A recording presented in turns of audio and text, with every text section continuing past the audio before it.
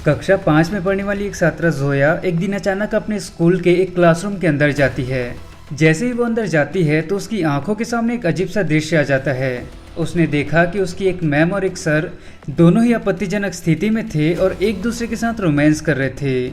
ये सब देखकर जोया घबरा जाती है और तुरंत अपने कदम पीछे लेने की कोशिश करती है, लेकिन सर की नज़र उस पर पड़ जाती है। वो तुरंत जोया को अपने पास बुलाते हैं और उसे चेतावनी देते हुए कहते हैं कि जो कुछ भी तुमने अभी देखा है उसकी भनक किसी को भी नहीं लगनी चाहिए। वो उसे धमकी देते हुए कहते हैं कि अगर ये बात किसी को भी पता चली तो तुम्हारा नाम स्कूल से काट दिया जाएगा और तुम्हारे हाथ में टीसी थमा दी जाएगी, फिर तुम बस इधर उधर चक्कर लगाती रह जाओगी। इतना सब सुनकर जोया बुरी तरह से डर जाती है और उसके बाद वो कई दिनों तक स्कूल जाना भी बंद कर देती है। समय बीतता जाता है और फिर एक दिन उसकी सबसे खास सहेली जीनत उसके घर पहुंचती है। जीनत जोया से पूछती है कि तुम इतने दिनों से स्कूल क्यों नहीं आ रही हो, क्या तुम्हारी तबीयत ठीक नहीं है या कोई और परेशानी है। तभी जोया अपने दिल का बोझ हल्का करते हुए अपनी सहेली जीनत को सब कुछ बता देती है। जो कुछ भी उस दिन स्कूल में हुआ था वो पूरी कहानी उसे बता देती है।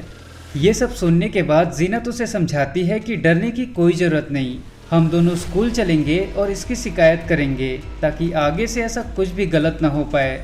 ये बातचीत केवल उन दोनों सहेलियों के बीच ही रहती है, लेकिन अगले ही दिन जब वो स्कूल जाती है तो कुछ ऐसा होता है जिसकी कल्पना किसी ने भी नहीं की होगी।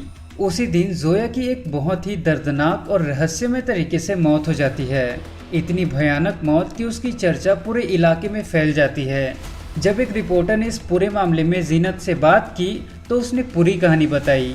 हालांकि पुलिस की जांच में अभी इस घटना की पुष्टि नहीं हुई है, लेकिन जो कुछ भी उस छात्र के साथ हुआ वो वाकई बहुत ही खौफनाक और डरावना है। अब सवाल ये उठता है कि स्कूल के अंदर उस लड़की के साथ क्या हुआ था और उसकी मौत आखिर कैसे हुई। तो चलिए जानते हैं सब कुछ स्टेप बाय स्टेप इस वीडियो में। Hello, my name is Somesh and you are watching the brutal case of a 5th class student Zoya. ये घटना बिहार की राजधानी पटना की है, जहां अमरटोला नाम का एक गांव है और इसी गांव में एक सरकारी स्कूल है, कन्या मध्य विद्यालय। 27 अगस्त 2025 की सुबह करीब 10:15 का वक्त हो रहा था, जब स्कूल की सभी कक्षाएं अपने सामान्य ढंग से चल रही थी। हमेशा की तरह बच्चों की आवाज़ें स्कूल में गूंज रही थी, लेकिन तभी उस शोरगुल के बीच कुछ बेहद डरावनी सी चीखें सुनाई देने लगती है, जो बच्चों की आवाज़ से कहीं ज़्यादा तेज और बेचैन कर देने वाली थी। किसी को भी समझ नहीं आ रहा था कि ये चीखें आखिर कहाँ से आ रही हैं, पर आवाज़ें बार बार दोहराई जा रही थी कि मुझे बचा लो, मुझे बचा लो। इसी बीच स्कूल की रसोइया किसी काम से बाथरूम की तरफ बढ़ी और जैसे ही उसने वहाँ का नज़ारा देखा उसकी भी चीख निकल गई। दरअसल बाथरूम के अंदर से धुआं उठता दिखाई दे रहा था, जिससे साफ था कि अंदर कुछ बहुत गंभीर हो चुका है। अब जब रसोइया ने शोर मचाया तो देखते ही देखते स्कूल में अफरा तफरी मच गई और सभी लोग बाथरूम की तरफ दौड़ पड़े। बाथरूम का दरवाजा अंदर से बंद था और उसके अंदर से एक लड़की की दर्द भरी चीखें लगातार सुनाई दे रही थी। सभी ने मिलकर दरवाजा खोलने की कोशिश की और आखिरकार जब दरवाजा खुला तो जो मंजर सामने था उसे देखकर सबके होश उड़ गए। करीब 13 साल की एक बच्ची बुरी तरह से झुलसी हुई हालत में वहां से बाहर निकाली गई और उसकी हालत देखकर हर कोई सन्न रह गया। फिर बिना देर किए लगभग 11:15 के आसपास उसे PMCH यानी पटना मेडिकल कॉलेज हॉस्पिटल ले जाया गया। हैरानी की बात तो ये थी कि बच्ची को ई रिक्शा में डालकर हॉस्पिटल पहुंचाया गया। न कोई स्ट्रेचर और न ही किसी एम्बुलेंस की सुविधा मिल पाई। हॉस्पिटल पहुंचने के बाद जब डॉक्टर्स ने उस बच्ची के बारे में पूछा तो कोई भी टीचर उसका नाम तक नहीं बता पाया। ये बात जितनी शर्मनाक थी उससे भी ज़्यादा हैरान कर देने वाली थी, और ऐसी हालत में बच्चे को लावारिस के नाम पर दर्ज किया जाता है।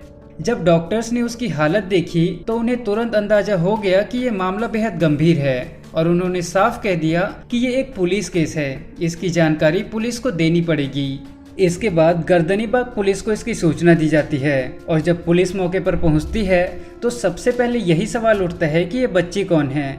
अब सोचिए, सरकारी स्कूल में सिर्फ बच्चों के नाम ही नहीं बल्कि उनके माता पिता के नाम, घर की स्थिति और यहाँ तक कि बच्चों के आने जाने की जानकारी भी शिक्षकों को होती है। लेकिन अफसोस की बात तो ये थी कि इस बच्ची के बारे में कोई ये तक नहीं जानता था कि वो कौन सी क्लास में पढ़ती है, उसका नाम क्या है या उसके माता पिता कौन हैं। पुलिस ने जब अपने तरीके से पूछताछ शुरू की तो करीब 1 घंटे की मशक्कत के बाद यह जानकारी सामने आई कि उस बच्ची का नाम जोया है। इसके बाद लगभग दोपहर 12 बजे उसके परिवार को सूचना दी गई कि उनकी बेटी के साथ कुछ गंभीर घटना घट चुकी है और फौरन उन्हें पीएमसीएच हॉस्पिटल पहुंचना चाहिए। परिवार वालों को जैसे ही इसकी खबर मिली वो घबराकर हॉस्पिटल की तरफ भागे और जैसे ही वहां पहुंचे उन्होंने अपनी बेटी को बुरी तरह से जली हुई हालत में देखा, जो लगभग 90% तक जल चुकी थी। उस वक्त जोया दर्द से तड़प रही थी, चीख रही थी और बस एक ही बात बार बार दोहरा रही थी कि मुझे किसी ने जला दिया।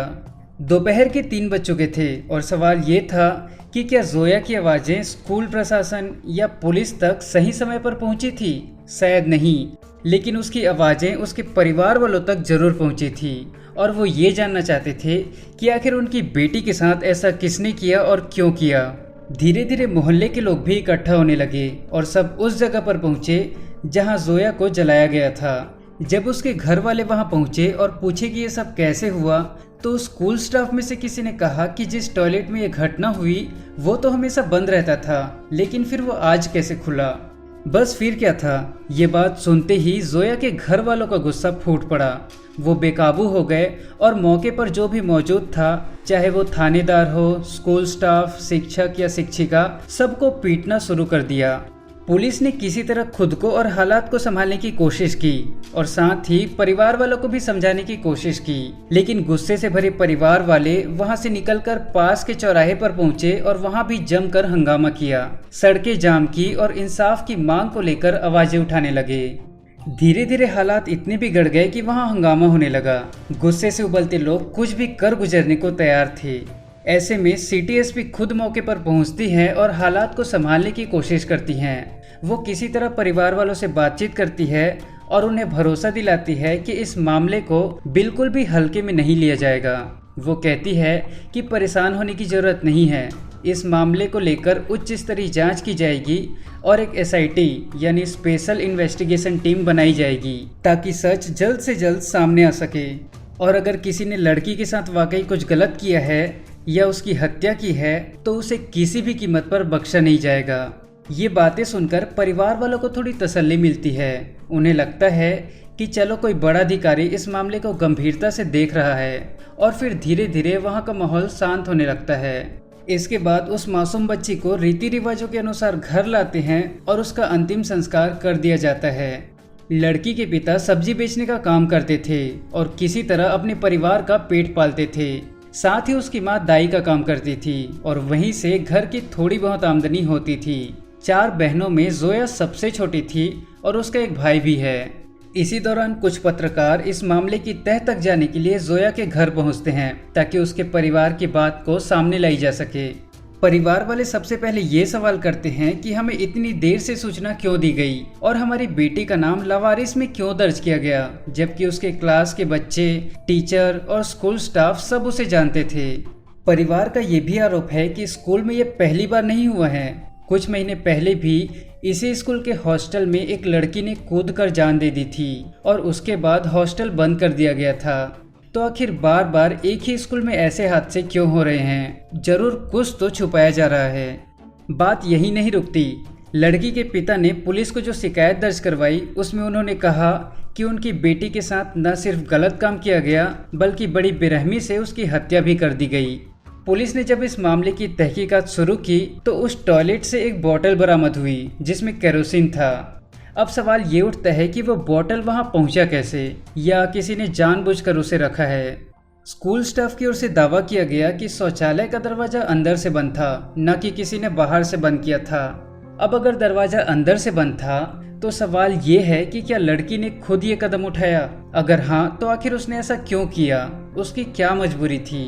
यही वो सवाल है जिनके जवाब अभी पुलिस खोज रही है। फिलहाल पुलिस ने 2 एफआईआर दर्ज की है। एक एफआईआर जो लड़की के पिता की शिकायत के आधार पर की गई है और दूसरी एफआईआर खुद पुलिस की ओर से, जिसमें आरोप है कि सरकारी कार्य में बाधा डाली गई, तोड़फोड़ हुई और पुलिस व स्कूल स्टाफ के साथ मारपीट की गई। इस एफआईआर में 10 नामजद और करीब 200 अज्ञात लोगों को आरोपी बनाया गया है। फिलहाल जांच चल रही है, लेकिन अब तक पुलिस किसी ठोस नतीजे पर नहीं पहुंची है। लड़की के परिवार वालों का दावा है कि उनकी बेटी की हत्या की गई है, उसे जानबूझकर जलाकर मारा गया है। लेकिन इसकी वजह क्या थी? क्या वो बात वाकई सच है जो उसकी सहेली जीनत ने बताई थी? अब ये तो पुलिस की जांच का विषय है।